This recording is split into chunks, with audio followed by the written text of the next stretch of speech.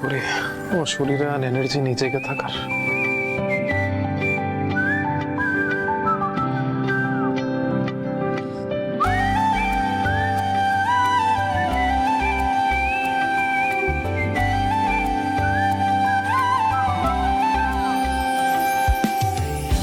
Sir টেম্পারেচারটা নেব?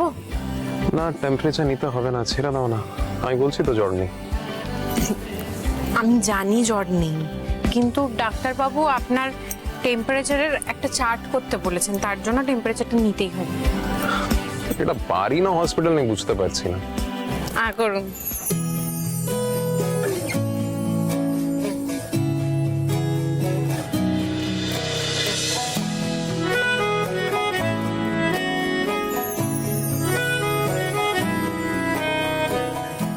হয়ে গেছে দিন। না জ্বর নেই, টেম্পারেচারটা লিখে রাখি। কাছে ডাকছি আর আগলে আগলে রাখছি, তবু অল্পে হারাচ্ছি আবার। তাকে ছোঁবো ছোঁবো 10টা 15 98.3। তাকে ছুঁতে যাচ্ছে আবার। অভিমান পেছনাম তাকে স্যার আমি মাথায় হাত বুলিয়ে দিচ্ছি, আপনি চোখ বন্ধ করুন, ঘুম এসে যাবে এক্ষুনি। পিছুড়া আমার চোখটা বন্ধ করুন। মুখ বুঝে তাকে ডাকছে আবার।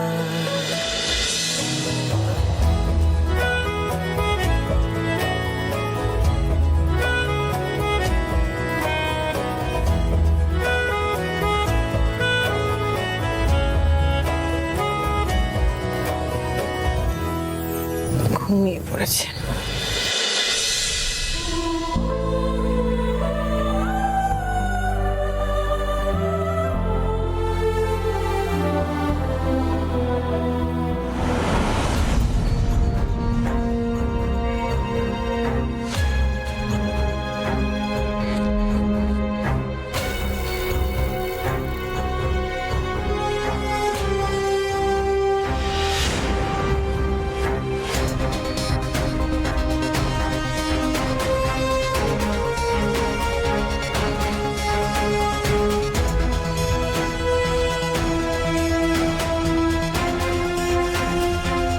না, কাজের মেয়েটা সূর্য ঠিকঠাকই কেয়ার করছে দেখছি, অবশ্য নিজের স্বার্থেই করছে।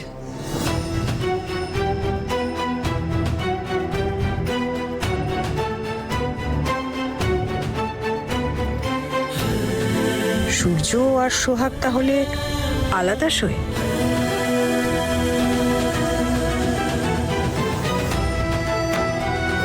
স্যার কি জেগে গেলেন নাকি?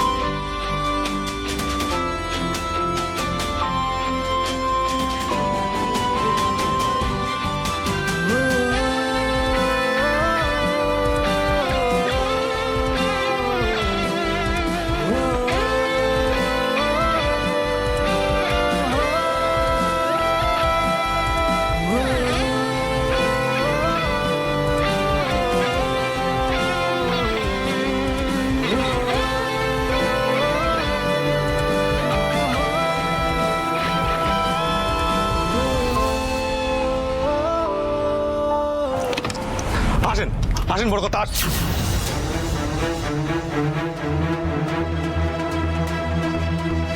কি ব্যাপার বিষ্ণু, লোকটা কোথায় গেল?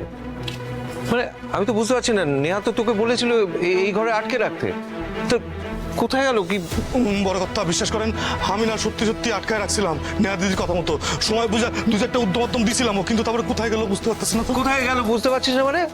আশ্চর্য ব্যাপার। এ কি ম্যাজিক নাকি?